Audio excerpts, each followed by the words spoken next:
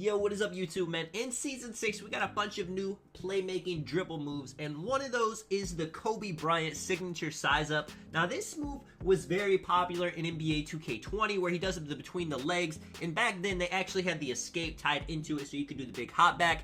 You don't have those together anymore. They're two separate animations, so we're going to be testing out, seeing if the Kobe Bryant signature escape is good just by itself. Of course, everybody's got their dribble moves pretty set in stone. They use the meta moves, but sometimes people don't give these moves a chance, so they don't know what they're missing out. I'm going to show you guys a couple clips, and I'm going to show you really quick how to do it after that.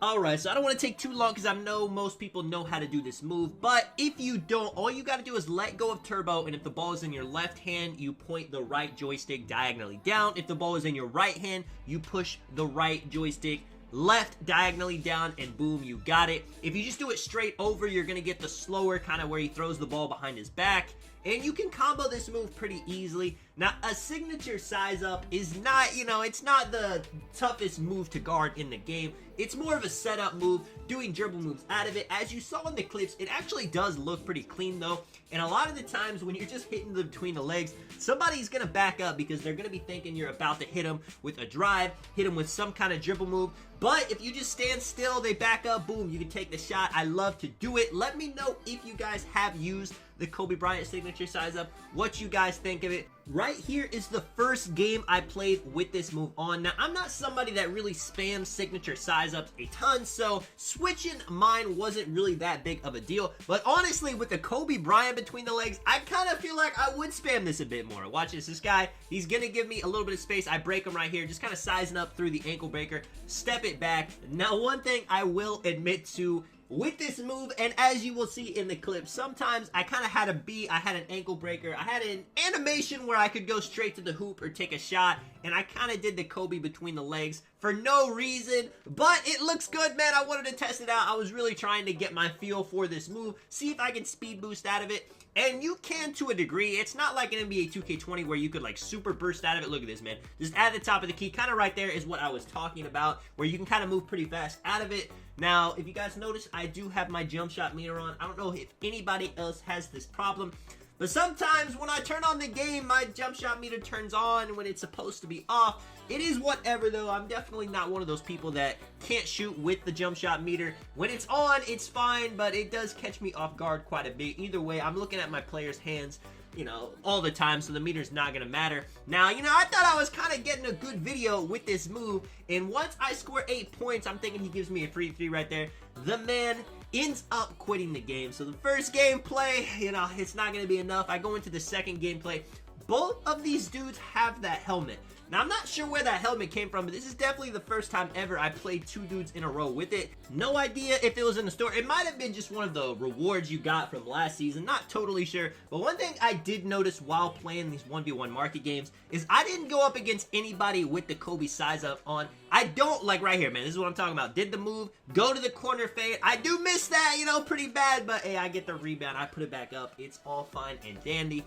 If you're somebody that kind of feels like you're not really a dribble god, you kind of just like running a certain direction, you could definitely throw this move on because you could just do the between the legs a couple of times and then just run. It's not really like, dribble god-esque dribbling, but it does make you look more like you're actually doing dribble moves, and that does fit me quite a bit. I do like to do spins, other kind of dribble moves, but if somebody's just giving me a fade, if somebody's giving me a 3, if somebody's giving me a drive, I'm not really going to waste my time over dribbling. I'm going to take exactly what the defense is given. Some excellent defense right here. I timed the fade perfectly right there. I'm going to give my honest opinion about the Kobe Bryant signature size up. I think it is pretty decent. Honestly, it's pretty easy to use.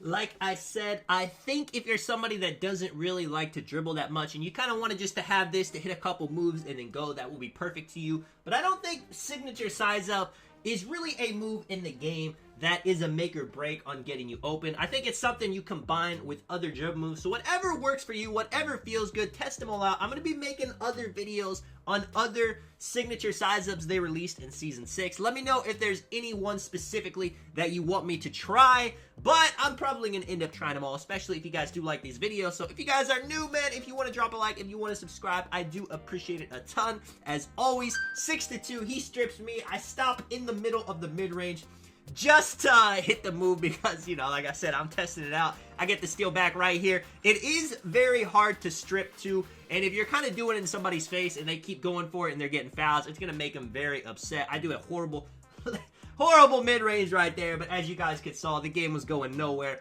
He ends up quitting as well. Finally, we have a game right here. Now this man, he's a two-way inside-out scorer. I do believe that's what it said, but he's not a guard. He's actually a big man, and this is a good matchup for him and a good matchup for me. My build, this 6'6", has no interior defense. I do have blocks, so I'm not, you know, a baby in the paint, but he could definitely take advantage if he's got close shot, if he's got post control. Whereas me, I got 88 speed. He should be a bit slower. He's not too short, though. I should have the advantage on getting open on him. We both hit some back-to-back threes. I step it back to the corner, bang, shoot a white, 3-6. In this gameplay specifically, I'm trying to show how you can combo the Kobe signature size up with other dribble moves, not really just spamming it to showing it off. This guy hits me with the drop step. I get a block right there. I'm not a baby in the paint, but it ends up going back to his hands. Apparently, this man has standing dunk as well, so he has 3 things in the paint that's going to help him.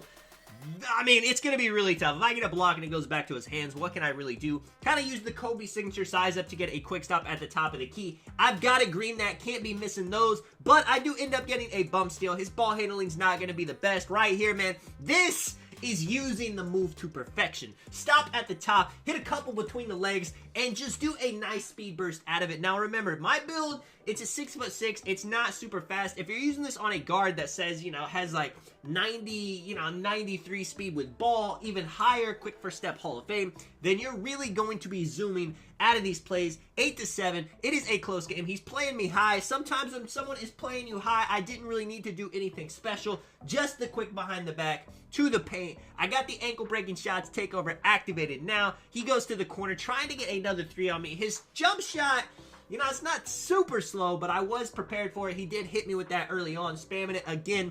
You do not get stripped that often when doing this move. You can kind of just stop it too at any point, stepping it back. He's still playing high, and I can take my 2s. I don't need to get ankle breakers. I don't need to shoot 3s. I can play good defense. Maybe he might be able to get an easy 2 on me every time if he really is patient in the post, but I'm not too worried about that. Goes back to backing me down. I could go for strips right here. I go for it. I miss. Try to get a block. He dunks it again.